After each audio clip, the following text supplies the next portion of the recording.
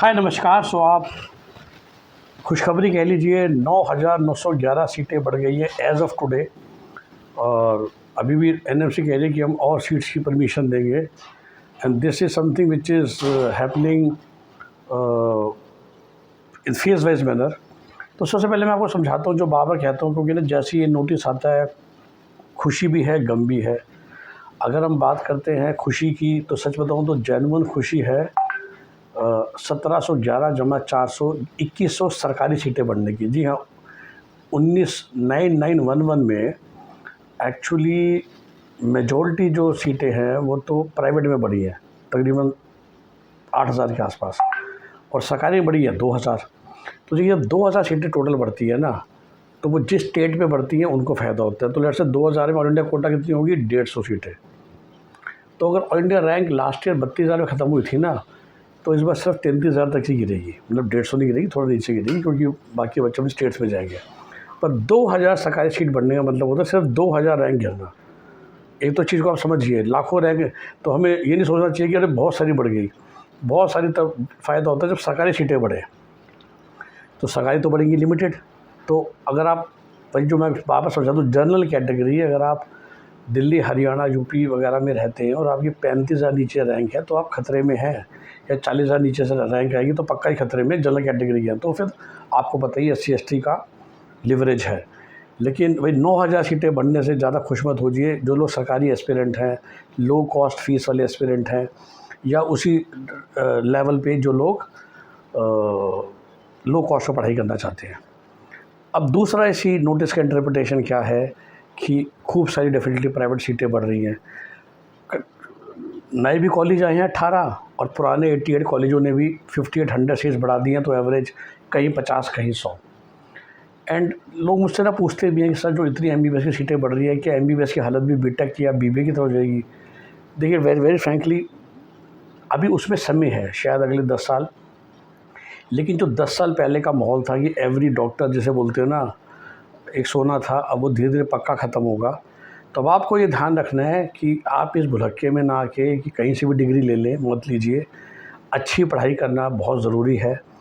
और आप इस बात से ना हमेशा समझिए कि वाई टॉप कॉलेजेस लाइक हमदर्द स्टिल है 150 सीट्स, जॉली ग्रांट है स्टिल 150 सीट्स। तो उस तरह के जो शानदार कॉलेज हैं उनकी तो आज भी ना 150 ही सीटें हैं। मैं हमेशा जो समझाता हूँ लोगों को कि वो जो रियली टॉप क्लास कॉलेज हैं उनमें तो आज तक नहीं बढ़ी। और कौन बढ़ाता है सीटें मतलब मैं मुँह से नहीं बोलना चाहता, पर आप समझ जाइए, वो कॉलेज जो बिल्कुल फालतू कॉलेज हैं वो तो बढ़ाते रहते हैं। खैर कस्तूरबा वगैरह दोनों में तो शुरू से 250 चल रही है। लेकिन जैसे मैं आपको बोलता हूँ कि हिमालयन जो जैसे एक देहरादून का टॉप क्लास कॉलेज है, इस बार उसने भी फाइनली 100 बढ़ा दी है, वो भी 250 पे चला गया है। Okay, so good colleges hardly increase the seats, मेरा पॉइंट था। और जो ग्रेड 4 कॉलेज हैं, जो मैं अपने डेफिनेशन में ग्रेड 4 कॉलेज बोलता हूँ, वो बढ़ाए जा रहे हैं फ़ीस के लालच में। लेकिन अगर उनका अस्पताल नहीं चल रहा, 250 सीटें तो आपने कर दी, लेकिन एनाटॉमी बायोकेमिस्ट्री के टीचर रखने के पैसे नहीं है। जो एक रूल होता है, अगर 250 स्टूडेंट्स आपके पास फर्स्ट ईयर में हैं तो कितने एनाटॉमी के प्रोफेसर्स होने चाहिए जिन्होंने MBBS और MD एनाटॉमी में कर रखी है। पहली बात तो इंडिया में क्या इतने प्रोफेसर्स हैं, और इतने प्रोफेसर्स हैं तो क्या वो इन कॉलेज को ज्वाइन कर रहे हैं? वो डेफिनेटली खतरे की घंटी है। जिस तरीके से अब पिछले 3 साल से क्या हो गया, एक्चुअली उससे पहले NMC इतना सख्त था। आई थिंक जो जब से चेंज हुए हैं जो NMC के हेड हैं, कि पहले तो इतना सख्त था कि एक्चुअली कॉलेज को बंद किया जा रहा था, सख्ती की जा रही थी।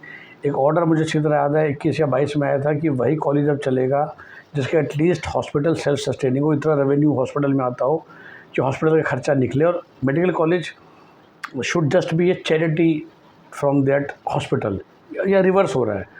मेडिकल कॉलेज की फ़ीस से एक्चुअली अस्पताल का बेसिक खर्चा निकाला जा रहा है, क्योंकि अस्पताल चलाना ज़रूरी है अगर आपको मेडिकल कॉलेज चलाना है तो। ओके, तो जैसा मैंने समझाया कि सरकार चूँकि सिर्फ 2000 करीब सीटें आने वाली हैं, तो बहुत ज़्यादा खुश होने वाली बात नहीं है कि ऑल इंडिया कोटा नहीं गिरेगा। तो भाई 35,000 इंडिया रैंक अब जनरल कैटेगरी से नीचे हैं, तो सीट मिलने में अभी भी फाइट है और रहेगी। ओके, प्राइवेट सीटें बनने से डेफिनेटली जो इंडिविजुअल कट ऑफ्स हैं उनमें फ़र्क पड़ना शुरू हो जाएगा। किस कॉलेज में किस फ़ी रेंज में सीट पड़ती है उससे फ़र्क पड़ेगा। और शायद पिछले महीने से जब आप लोग मुझसे फ़ोन पे या व्हाट्सएप पे या यूट्यूब पे पूछ रहे थे और आप एक मार्क्स डालते थे और मैं कहता था ये कॉलेज नहीं मिलेगा, और मैं बार-बार ये कहता था कि एज़ ऑफ़ टुडे अब अगर 10 सीटें बढ़ जाएंगी तो डेफ़िनेटली अब आपको बहुत जॉली ग्रांट मिल जाए 150 से 250 तो ऑल इंडिया रैंक पे बड़े आराम से अब 4 लाख रैंक पे मिल जाएगा बड़े आराम से। और मैं बार-बार आपको समझाता हूँ कि जब मैं आपको रैंक बोलता हूँ मैं थर्ड राउंड तक बोलता हूँ। उस ट्रे में या स्पेशल ट्रे में जो 2-3 सीटें बचती हैं उसमें कभी-कभार बहुत रैंक नीचे गिर जाती है। तो बाकी जो कंसल्टेंट्स होते हैं वो उस रैंक को दिखाते हैं कि देखो जी 6 लाख पे भी लास्ट ईयर जॉली ग्रांट मिला था 560 पे, लेकिन वो 2 सीटें थी भाई। क्या तुम 2 सीटों का रिस्क लेके राउंड 4 तक रुकना चाहते हो? तो सीट तो मेरिट से मिली है ना राउंड 4 में भी, फिर बुकिंग तो होती नहीं जो आपको कहा जाता है। तो इन सब चीज़ों का ध्यान रखना है। Still good news. और I think other factor is जब इतनी सीटें बढ़ेंगी तो हो सकता है कि लो कॉस्ट सीटें आएँ, क्योंकि फ़िलहाल तो धीरे धीरे ऐसा होता जा रहा है कि इंडिया में कोई 80 के कम से बजट की सीट है ही नहीं, और इसी वजह से लोगों को अब्रॉड पे जाना पड़ता है, क्योंकि वहाँ पर भी 35-40 लाख रुपए खर्च हो जाते हैं। तो इंडिया में अगर कोई देखिए चलता हुआ अस्पताल होगा तो आई थिंक वो लोग फिर भी 60-65 के बजट में पढ़ा सकते हैं। And then maybe student doesn't have to go to Russia, Kyrgyzstan type of colleges to save themselves और to get their degree. Okay, तो बस फ़िलहाल एक ब्रॉड इंटरप्रिटेशन मेरा ये है, और फिर धीरे धीरे देखते हैं क्या होता है। मैं आपके लिए डिटेल वीडियोज़ बनाऊँगा कि किस स्टेट में कितनी कॉलेज आ रहे हैं, जिसकी वजह से उस स्टेट की कट ऑफ पे क्या फ़र्क पड़ेगा वो मैं आपको इंडिविजुअली स्टेट बाय स्टेट बताऊँगा, अदरवाइज़ ये वीडियो बहुत ज़्यादा लंबा हो जाएगा। हमारा नंबर आप जानते ही हैं फॉर पेड काउंसलिंग सर्विसेज 9643362320। आपका दिन शुभ हो। नमस्कार। आप ये भी जानते हैं कि we talk for the first call also. सारा ज्ञान मैं आपको चैनल के माध्यम से दे रहा हूँ। जब आप कॉल करते हैं आपको पैकेजेस की जानकारी दे दी जाती है, पर आप स्पेसिफिक क्वेश्चन पूछना चाहते हैं कौन से related, then you need to pay even for the first call. यही हमारी पॉलिसी है। उससे हमें हेल्प भी होती है अपने टाइम को मैनेज करने में और उन लोगों पे समय देने के लिए जो हमें फ़ी देने को तैयार है। Have a nice day. Bye bye. Take care.